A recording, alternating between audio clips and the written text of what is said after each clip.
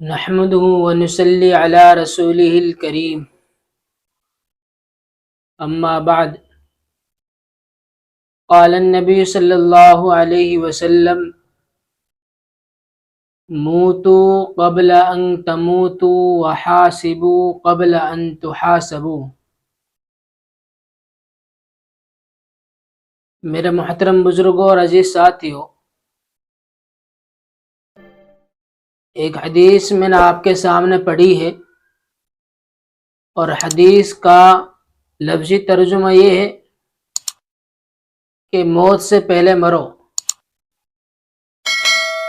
اور قیامت کے روز جو حساب کتاب ہوگا اس سے پہلے اپنا حساب کتاب اور اندازہ کر لو۔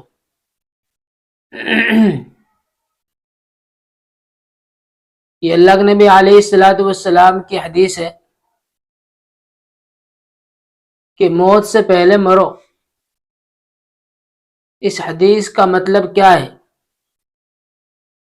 اس حدیث کا مطلب علماء کرام نے دو مطلب بیان فرمائے ہیں۔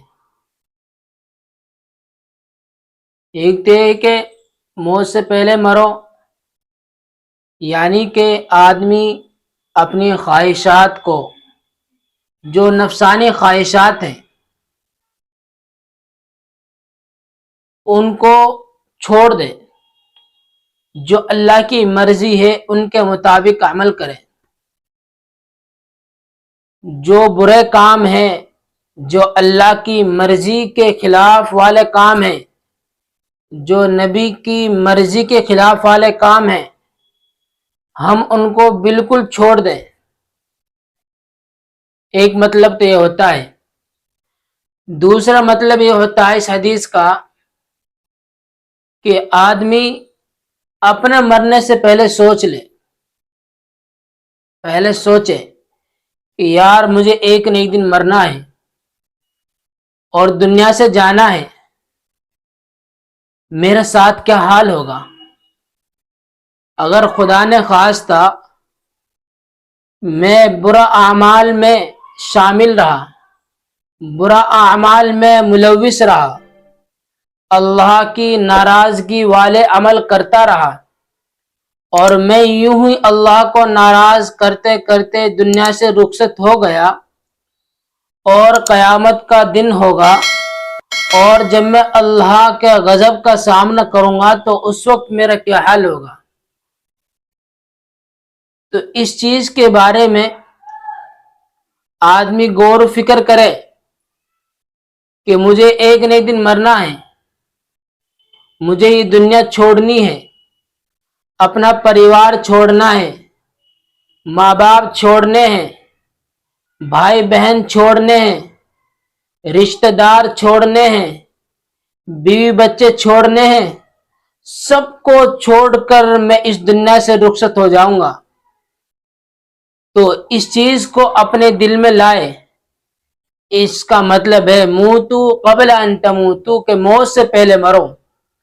جب آدمی اس چیز کو سوچے گا، اس چیز کو اپنے دل میں لاوے گا، اس چیز کے بارے میں غور و فکر کرے گا اور یہ دھیان جمائے گا، تو اس آدمی کو خواہش ہوئے گی، تمنا ہوگی کہ وہ اللہ کی پوری عبادت کرے، اللہ کی مرضی پر چلے، اپنی مرضی کو قربان کرے، نفسانی خواہشات کو قربان کرے، اللہ نے جو حکم دیا ہے وہ پھر اس پر چلے گا۔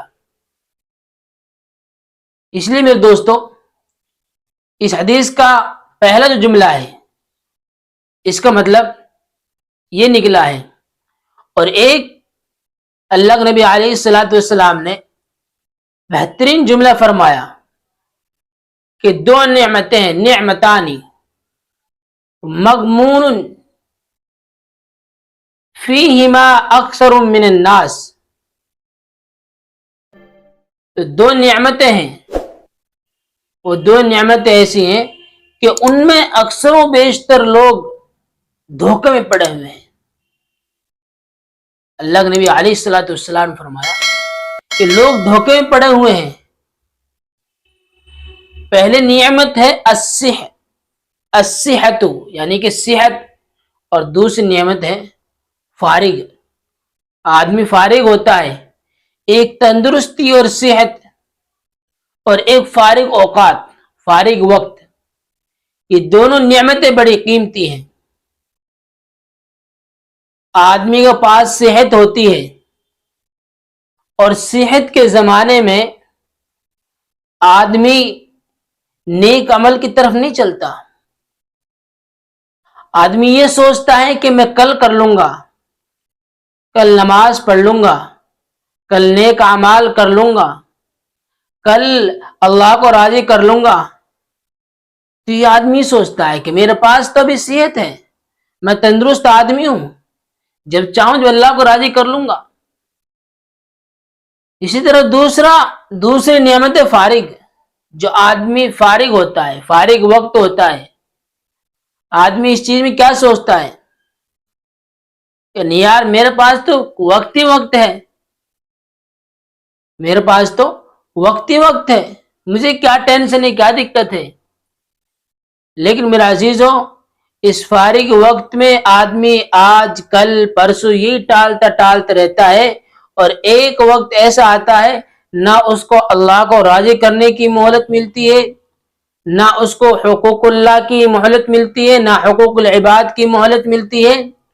اور اس فارغ وقت میں آدمی کیا کرتا ہے؟ اس سے فارغ وقت میں دوسروں کے زمینوں پر قبضہ کرتا ہے، دوسروں کو پریشان کرتا ہے، پڑوسیوں کو پریشان کرتا ہے، اپنے کمزور لوگوں پر ظلم کرتا ہے، کسی کا مال ہڑپ کرتا ہے، نامعلوم کیسی حرکتیں کرتا ہے۔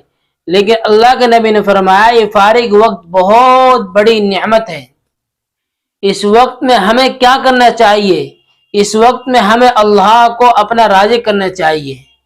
یہ موت سے پہلے ہمیں موت کی تیاری کرنی چاہیے۔ اس لیے میرے عزیزوں، ہم ان دونوں نعمتوں کو غنیمت سمجھے۔ اللہ نے ہمیں بیماری سے پہلے صحت دی ہے، تو اس صحت کو ہم یوں ہی ضائع نہ کریں، ہم یوں ہی اس کو بیکار نہ چھوڑیں۔ اس صحت کو جہاں اس کا لگانے کا وقت ہے، ہم اس صحت کو وہاں لگائیں۔ فارغ وقت کو اللہ نے ہمیں فارغ وقت دیا ہے، اللہ نے ہمیں مہلت دی ہے۔ اگر ہم اس فارغ وقت کو ادھر ادھر لگاتے رہے تو میرے عزیزوں صرف ضائع کرنے سے کوئی فائدہ نہیں ہے۔ اسی وجہ سے ایک جملہ ہے، الوقت اسمن من الذهب، وقت سونے سے بھی زیادہ قیمتی ہے۔ وقت کی جتنی قدر کی جائے گی، وقت اتنا ہی ہماری قدر کرے گا، اتنے ہی وقت ہماری قدر کرے گا۔ اس لیے میرے عزیزوں، ہمیں اپنی دونوں چیزوں کا خیال رکھنا ہے، صحت کا بھی اور فارغ وقت کا بھی۔ تب جا کر ہم کیا کہ اگر ہم ان چیزوں کو، ان دونوں نعمتوں کو اللہ کی یاد میں اور اللہ کو راضی کرنے میں گزاریں گے تو میرے عزیزوں ہم کامیاب ہیں۔ اور اگر ہم نے یہ نعمتیں یوں ہی گزار دی اور یوں ہی اللہ کی نافرمانی میں گزار دی تو پھر میرے دوستو ہم ناکام رہیں گے۔